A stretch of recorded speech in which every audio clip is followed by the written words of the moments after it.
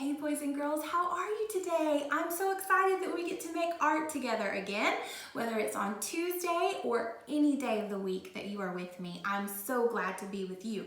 So today we are going to be using paper to make 3D paper sculptures. Isn't this so cool? And there are so many different things that you can do. And once you learn a few techniques, different ways of making these paper 3D things, then you can put them together into so much fun stuff. I can't wait to create with you today. All right, so we know that paper is two-dimensional or 2D because it's flat, right? But can we take paper and make it 3D so we can make sculptures and fun things from it? Absolutely. So here I'm going to teach you today how to go from this to this. Okay, so after I went on a little scavenger hunt around my house, I want to show you some of the papers that I found that I think will work really great for the paper sculptures. So one is a piece of notebook paper, which is something that we might all have. And I'll show you in just a minute what you can do with more plain papers. I have that notebook paper, and then I also just have some plain white copy paper, and I'll show you something you can do with those in just a minute. Okay, so that'll work great. I also ran across this scrap of wrapping paper. So if you have any wrapping paper in your house, that might be a great thing to grab. My daughter just had a birthday, and this looks a little wrinkled. It was ready to be thrown away, but we can use it for our project. I also found this little pad of sticky notes, so we'll see what we can do with those. I did have some pattern paper that was in a craft drawer that my girls use sometimes. And also in that I had some pattern paper, so you might have some things like that too, like scrapbook paper, but it's totally okay if you don't. I also found an envelope, and you wouldn't normally think of an envelope as paper that you could use, but what I'm gonna do is I'm going to cut this so that I can use it as a piece of paper. So I'm just gonna make a little cut down each side. Now, anything that you find, whoops, let me turn it this way. Anything that you find, you're going to have to ask your mom or your grandma or whoever you're with, is it okay if I use this? So please don't grab things that you're not sure about if you're allowed to cut them up or use them, because we certainly don't want to get in trouble while doing art, right? All right, and this was like an old sticker by number paper that my girls were using, but they lost the stickers. So I thought, you know what? It's got some cool paper here, and it's got some cool paper on the back that I might be able to use. Then I found just some other random colored paper that we had. Now I want to show you with this plain paper, if you want to use it plain, you 100% can do that, right? But if you want to jazz it up just a little bit before you use it, you can grab some crayons or some markers. I have some markers here. And what I was going to do is I was going to just add some pattern to give it some color. Let me scoot that out of the way. So I thought maybe I could use some markers. I could add some stripes to it and use different colors maybe to do that. Or you could color it in solid with crayons. You could do all kinds of things to give yourself some paper that is actually personalized by you, and it has exactly whatever kind of pattern that you want it to have. So this one's gonna have some crisscross lines, almost like checkerboard pattern, or kind of like a plaid pattern, isn't it? That's pretty neat. And you can do the same thing to notebook paper. Okay, now that you have found some different papers around your house, we're ready to learn some really cool different ways that we can take these papers and turn them into paper sculptures. Okay, now before we begin, I want to show you that it might be helpful to have some glue or some tape. If you don't have glue or tape, that is okay. We can still make a lot of these things today without those. But for some of the paper techniques I'm going to show you today, you might consider using some glue or tape to hold them together. But like I said, not necessary if you don't have them. All right, the first thing we're going to talk about are rolls and loops. So with any of these things that I show you, you can use paper that is almost any size at all. If you have a little scrap of paper, you'll still be able to do these techniques You may just make a very small version of what I'm showing you, and that's totally okay. So for this one, a roll is exactly what you think it is. So I'm just taking kind of a rectangle shape, and what I'm going to do is I'm going to take the paper and I'm just going to roll it up. Now you could roll it tight where it is tightly wound like that, or you can roll it, I'm gonna cut it in half. You can roll it just so the very ends touch each other.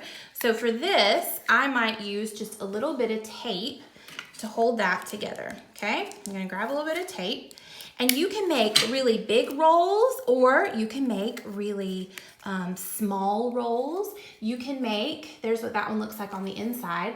You can make like teeny tiny bitty ones if you wanted to. Look, I'm gonna cut out a teeny tiny scrap of paper, and I'm gonna try to make a teeny tiny little roll. There we go, teeny tiny, right? Or like I said, you could take a bigger piece of paper and you could roll it and make a very long roll. So you can decide based on what you want to make and where your imagination takes you, what type of roll you want to do. And the next one is a loop. So I'm gonna do that from a different color. Now a loop is similar to a roll, except you do something just a little bit different. So now I think I'm gonna cut another piece or rectangle. After you watch me do these, you might decide to cut your paper differently, because this is not a one way to do it. These are just ideas. Now a loop is when, instead of taking like a roll, when you take both ends and you cross them, right? With a loop, I think I'm gonna use my glue for this one.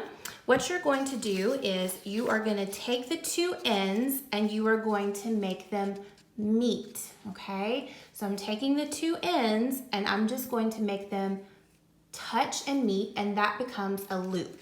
So to help me hold it in place, I'm gonna put just a few, whoops, that was kind of big, dot, dot, not a lot. Remember we talked about that in class, right? And I'm going to stick this together just on the end. And of course with glue, you know you have to give it a minute or two to dry. You can't immediately take your hands off and expect it to just hold perfectly. So this is what I would consider a loop. Now a loop can be used for a lot of different things for a paper sculpture. Look how cool this is. If you kind of smush it in, you can put a bunch of these together all around and you can make a really cool flower, couldn't you? I'm gonna think of lots of ideas while I'm helping you make these today. All right, so there's rolls and there's loops. Let's make something else. All right, next let's talk about curls. A lot of you already know how to make a curl out of paper, and it's helpful when you are making a curl to have something like a pencil or a marker that you can wrap around. The smaller that the object is that you're going to wrap around, the smaller that your curl will be, right? So I'm gonna wrap around. Now this is a little tricky. Sometimes it takes you a couple tries to get your fingers holding it just right to make it be able to wrap around. Once I wrap it around there, I kind of like to give it just a little gentle squeeze. You don't really have to do that. But then when I slide it off of my marker, I end up with it looks like our roll, doesn't it? But I end up with a really cool curl. Now you can make these really tight to make them look like a spiral, or you can just make them kind of wide to use for different things.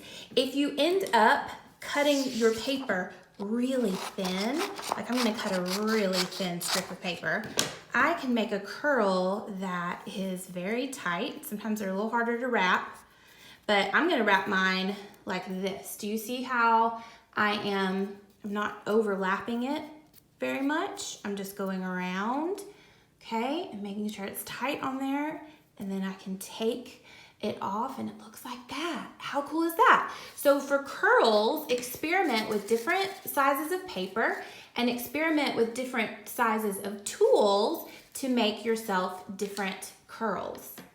All right, this next technique you're gonna need a pair of scissors for. If you don't have scissors, that's okay. You can use your fingers to tear. But this one I like to call tabs. Now what tabs are is you can make a long thin strip of paper, stand up. I'm gonna show you how to do that. So far, for all the techniques I've been showing you, I've been cutting strips of paper. However, remember that you can use any type of paper to make these techniques and they'll turn out differently. You don't always have to cut a long strip.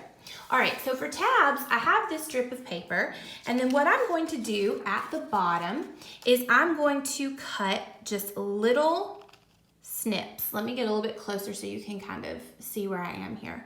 I'm gonna cut little snips about that high. Can you see that? So I'm going to try to cut them that high and spaced that much apart all the way down, okay? So I'm putting my scissors only where it can cut that same height. If I put my scissors all the way like this, I'm more likely to cut too much, right? So I'm going to try to space them apart and cut the tabs the same height all the way down, or try my best at least. Now you're gonna need to pause the video lots of times today if you're doing these along with me. I'm not gonna give you enough time probably to cut with me and do what you need to do, so feel free to pause the video, that's no problem.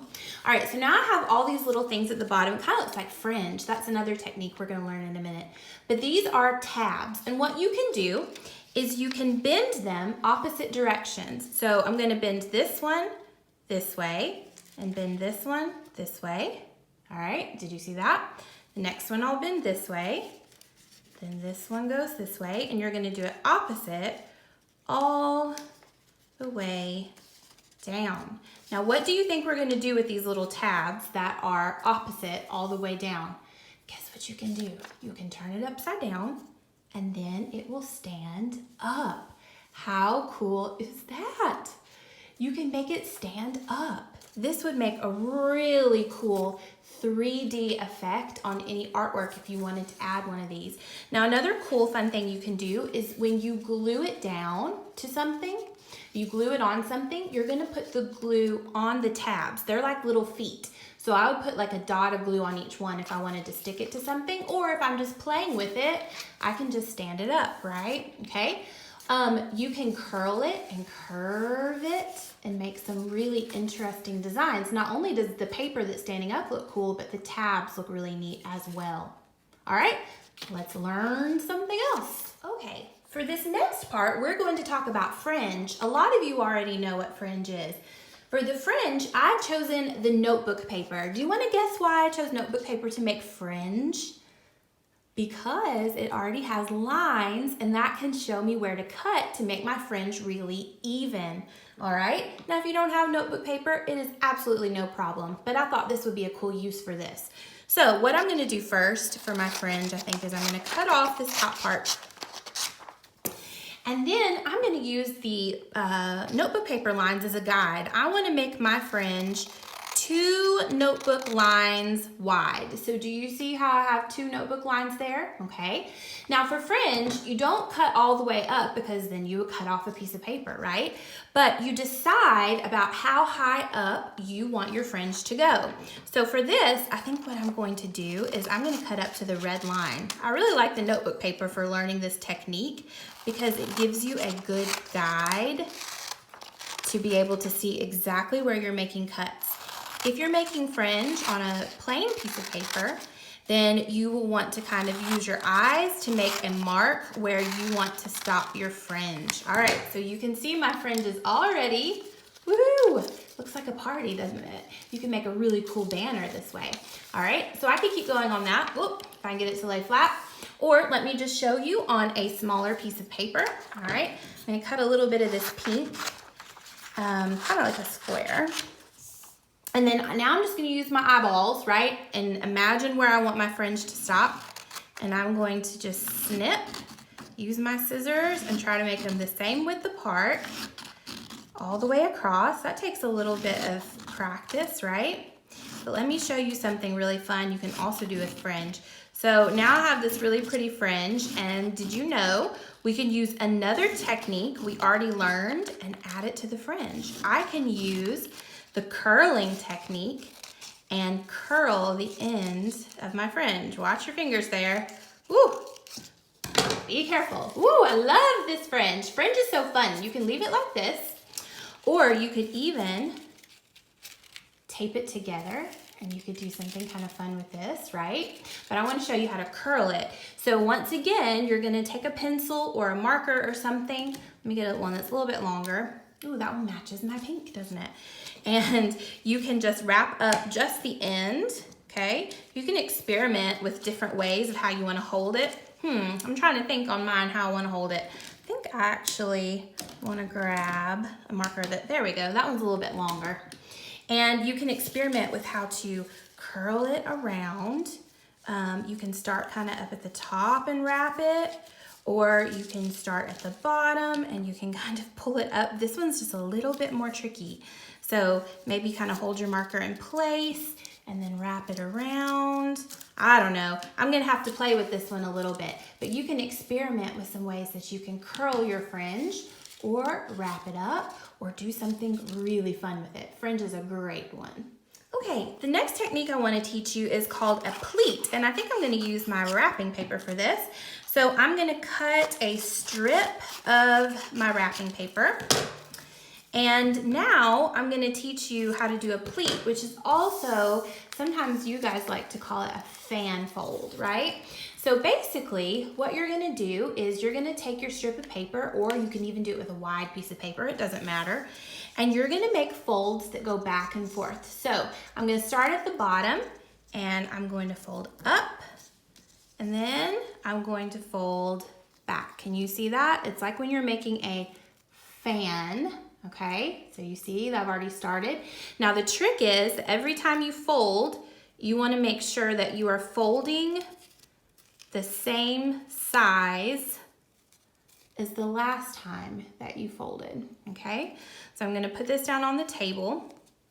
And you know what? If this is something that is tricky to you because you haven't done it before, your parents or grandmother or aunt or whoever you're staying with, I bet that they can reach back in their memories to being in elementary school and folding a fan, and they can show you really easily how to do this, okay? But remember, if any of these are tricky, don't get frustrated. It's just something you can practice, and there may be ones that you like better than others. All right, so there's my pleat, and this makes really cool zigzag line patterns that you can use for all kinds of fun things. Let me show you something else while we're here. You can take your fringe and you can pleat your fringe too. Now this might take a long time if your fringe is very little, but I'll show you on this one. I can go back and forth, and it doesn't always have to be the same length of fold. You can practice making some longer and some shorter and see what that looks like. I'm just going back and forth, and I am pleating my fringe. How cool would that look if you did a whole thing of fringe with pleats on it? Super cool. All right, here's that envelope I found in my house, but it was such a pretty color. I'm gonna use this paper to teach you how to make a spiral. Now you can do a spiral two different ways. So one way that you can do a spiral is you can cut a circle. So I'm gonna start by cutting a circle. Does it have to be a perfect circle? Absolutely not. Could it be that you draw it out first with your pen or your pencil to kind of help you? Sure you can, no problem. I'm just cutting mine because I'm not too worried about it being perfect, okay? So I'm starting out with a circle, and what I'm gonna do is I'm gonna start on the side, and I'm gonna move my scissors around like a spiral. Now, is this something that might take some control and practice? Absolutely. So see what I'm doing? Every time I'm coming around and I am just cutting the same amount while turning it in a spiral. Now you don't want to accidentally snip off to the side, right? So I am going the same amount, leaving just this outside edge until I get to the very center. So this definitely might take some patience and practice. What if you don't get it right the first time? Just try again. It's not a problem, is it? We're all just trying our best. So I'm going almost to the middle. Almost there, almost there, almost there. Now I can go a little bit faster because I've done this before. So if you see me going fast, don't feel like you need to go this quickly. Now when I get to the very middle, I'm just gonna stop because I can't go anymore. And look what I have created. How fun is that? So when I put it down, I can make it go totally flat. I can do it circle, well maybe not totally flat, but I can pull it up from the center and have a really fun kind of boingy, springy spiral. Imagine all the fun things that you could do with that. You could even hold it, oops, from this direction. That looks like a twister, doesn't it? That's really neat. All right, and then you can even do it with other shapes. It doesn't just have to be a circle. So you could also, I'm gonna take another part of my envelope. I could also cut a rectangle or a square, and I can do the same thing. But this time, I'm not going in a circle, I'm cutting in a square. Notice I don't cut all the way off. I have to stop before I get to the corner, otherwise it would chop the whole thing off. So this is something that you can practice. The bigger your paper is that you start with, the bigger your spiral shape will end up. And it's kind of like I'm just cutting a square every time. I'm just making it smaller and smaller and smaller until I can't cut any more. I think I'll do one more. Now, look at my super fun square spiral, right? Love it. I can do all kinds of fun things with these. Okay, this next one that I want to show you, I picked a little bit of a thicker piece of paper because this one is going to stand up like a real form. Now, not too thick or you'll have a hard time bending it, but you can totally do this with just some thin copy paper. We're going to make a little cone. And so for that, I need a circle to start with. And this time I do need it to be, oh, look at all my markers. I do need it to be a little bit more of a good, real, perfect circle. So I'm gonna use the bottom of this container. You probably have lots of containers around your house that you can use that have a circle shape on them. So I'm gonna take a marker and I'm just going to trace around my container all the way around. And now I have a circle shape, okay? Ta-da! All right, so now what I wanna do is cut this circle shape out. And then I'm gonna show you how to turn this into a 3D cone. So a cone is not a shape. A cone is called a form. For some of us, we've already talked about this. What's the difference between a shape and a form? Can you tell me? A shape is two-dimensional, flat, like this circle. And a form is going to be a three-dimensional, like a cube or a cone or a cylinder or a rectangular prism, right? All right, now to make the cone, I'm gonna need to make one cut with my scissors. And what I wanna do is I wanna cut it halfway into my circle. Now we're not gonna get crazy with math or anything and try to find the circumference and all that and find the middle, but what I am gonna do is I'm just going to use my eyeballs, one of the best tools we have, right? I'm gonna use my eyeballs and I'm gonna guesstimate about where the center is, and I'm just gonna make a little dot with my marker, okay? All right, once I do that, I made that little dot. You may not be able to see it very well. There it is. I'm gonna take my scissors and I'm gonna make a cut from the side up to my little dot, as straight as I can. All right, so I made a cut from the side up to my little dot. Now, here's where we can take it and we can turn it into a cone. Watch what happens when I take this side and I start to move it around my circle. Let me show you again, okay? So I'm gonna just take this flap right here and I'm going to push it and I'm gonna move it around, and what starts to happen? It starts to make a little cone. How cool is that? Now for this to stay, you're going to need to glue it. Now I can make it as coney as I want. I can keep pushing it until I get it to be a very small cone, right? Or I can glue it a little bit wider and make it a wider cone. How you use it is totally up to you. But what I'm going to do is I'm gonna put a couple dots of glue dot, dot, not a lot. Those are kind of big dots, so sorry. And then I'm gonna take this and I'm gonna pull it around where I wanted my cone to be. And I'm gonna need to hold that with my fingers for quite a few seconds. In fact, this might be a good thing to hold and to like have a conversation with somebody or something. The thicker your paper is, the longer you're going to need to hold it, but then you're gonna end up with this really cool cone. So speaking of 3D forms, I'm gonna show you a couple other ones that you can make. One is a rectangular prism. And what you're gonna do to make a rectangular prism, let me cut off this little part that has a hole real quick. This is just some scrapbook paper that we had at our house. What you can do to make a rectangular prism is you can fold your paper into pleats, except not really pleats. Let me just show you what I'm talking about. So what I'm gonna do is I'm gonna take my paper and I'm going to fold it up like I would if I was starting a pleat, right? But now what I'm gonna do, instead of folding it backwards, I'm going to take it and I'm gonna roll it and fold it again. So it's folding it exactly the same amount that I folded it the first time. So what it looks like now is this. Are you with me so far? All right. Now I'm gonna take that, whoops, that was where it was.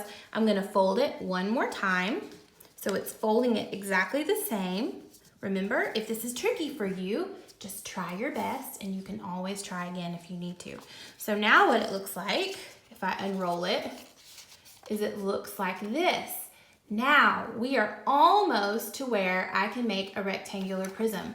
So how many folds have I done so far? Let's count. I did 1, 2, 3. We need one more. So I'm gonna take my paper and I'm gonna fold it again and I'm going to get 4 folds. All right, now if I unfold it, you're gonna see all these folds that are exactly the same, but what can we do with this? We can take this and we can create a rectangular prism. Now to do that, watch my paper. I'm going to let it come over until it's formed a little rectangle, right? Play with it in your hands. You'll see what I'm talking about. When you unfold it and do this, you'll see how it naturally kind of wants to go together.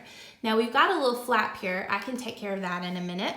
But once it's kind of naturally folded over and gone together, it creates a rectangular prism. It's kind of a square on the end, isn't it? So what I want to do is I want to glue this part down and then I can trim off the little bit of excess. So what I'm gonna do is on my last flap, the one that comes over right here, I'm gonna place a couple of dots of glue, or you can use tape. If you have some tape, you can always just tape it down.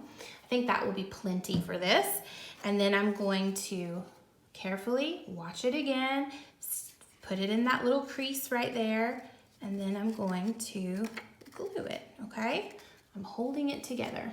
Okay, and so I've got that little bit of extra. I would wait until my glue dries before I cut it, but I'll cut it for you on the video right now just so you can see, making sure it's tight in there, okay? So I've got that little bit of excess, so I'm just gonna take my scissors and give it a little bit of a trim.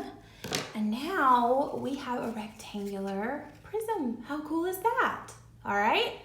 Now, I want to show you a couple other little things that you can do as far as making 3D forms like that.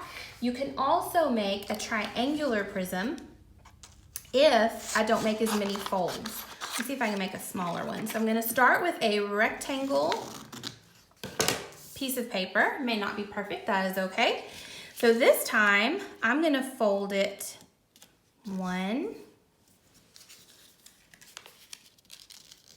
2. All right, do you see what it looks like already? And I'm gonna give it one more fold. So I did 1, 2, and now I'm gonna do 3. All right, let me show you what that looks like. You look at it on your own paper, and please feel free to pause the video when you need to. Now what I can do is I can take this side and I can move it and glue it to this, and I've made a triangular prism, and then I'll have a little bit that I can cut off. So experiment with doing this. What happens if we make 4 folds? Well, we made a rectangular prism. What happens when we made 3 folds? We made a triangular prism. What happens if you make 6 folds or 8 folds? What can you do with this? Experiment yourself and see, okay? So now that I've done that, I'm just gonna trim this off, and I will show you something else that's kind of cool while I have this in my hands, something else you can do with this. So this kind of stands up on its own, right? It could stand this way or it could stand this way. Another cool thing you could do is you could cut little slits into it. So here's the top of my triangle.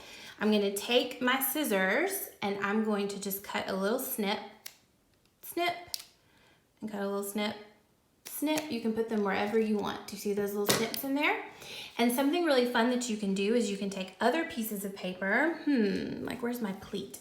You can take a piece of paper and you can stick it in the little slit that you made. I may have to kind of hold it up to do that. Or I may have to make the slit just a little bit bigger. Trial and error, you guys. Yeah, let me make it just a little bit bigger. So, I have to use the end of my scissors. All right, I made it just a little bit longer. And now I'm gonna try to stick the pleated piece of paper. There you go. So you could make all kinds of cool little creatures or little anything that you can imagine, because this part stands up, and then you can attach things inside by making little slits. I can't wait to see what kind of things that you guys come up with from all of these techniques. What techniques do you have that I don't know about? Maybe you have some different ideas that you can show me. I would love to see. All right, so now that we've learned all those techniques, what can you do with these things? Guess what, guys? The possibilities are endless, and I want you to come up with whatever you want to do with it. But let me show you a couple of things that I've done that maybe you would like to try too. So I wanted to find some kind of base so that I could glue or tape on some of the things that I created to kind of show them off like a full sculpture. So what I did is I got a paper plate that we had at our house. I turned it upside down and I just taped or glued some of the things onto it. I think that's kind of fun, and it reminded me after I made them, it kind of made me think of like a little playground or something. Wouldn't that be cool if you made a lot of these little pieces and made them look like little playgrounds, and you could take your little teeny tiny toys or action figures and make them play on your paper sculpture playground? I think that'd be fabulous. You could also just use a piece of cardboard or another piece of sturdy paper to stick these onto. This one is really neat. So remember how I showed you how to cut those little slits? You can take the different ones that you made and cut little slits into it. Whoops, this one's going to come apart. And you can stack them up and make all kinds of intricate sculptures that way. All right, and then remember at the very beginning of the video when I showed you that we were going to take plain paper and move it and turn it from this to this? Well, I want to show you how I did that. So I started with this purple paper and I ended up with this, but all this is this purple piece of paper. I cut the fringe, okay, all the way across like I taught you how to do, and then I rolled it up. So I did a roll with it, and I taped it, and then you can see the tape right there, and then I took all that fringe and I did pleats, but I did them kind of wacky. So I didn't measure them or anything or make them all the same folds. I just took them and I folded them really fast back and forth so that they all kind of look different. Guys, there are so many different things that you can do with these paper sculptures, and I'm just excited to see what you come up with, because you boys and girls are so creative, and your parents are so creative, and the people that are are keeping you, whether it's your grandmother or your parents, anybody in your house can have fun with this, okay? So I would love to see the things that you're making. If you would like to take a picture of them and email them to me, I'm gonna put my email address right down here somewhere so that you can send me pictures of what you've made, or on our Facebook post for this video, please put a picture there if you want to share with more than just me. I'm so glad that you joined me today to make these fun paper sculptures, and I will see you again next Tuesday. Bye, you guys. Stay safe.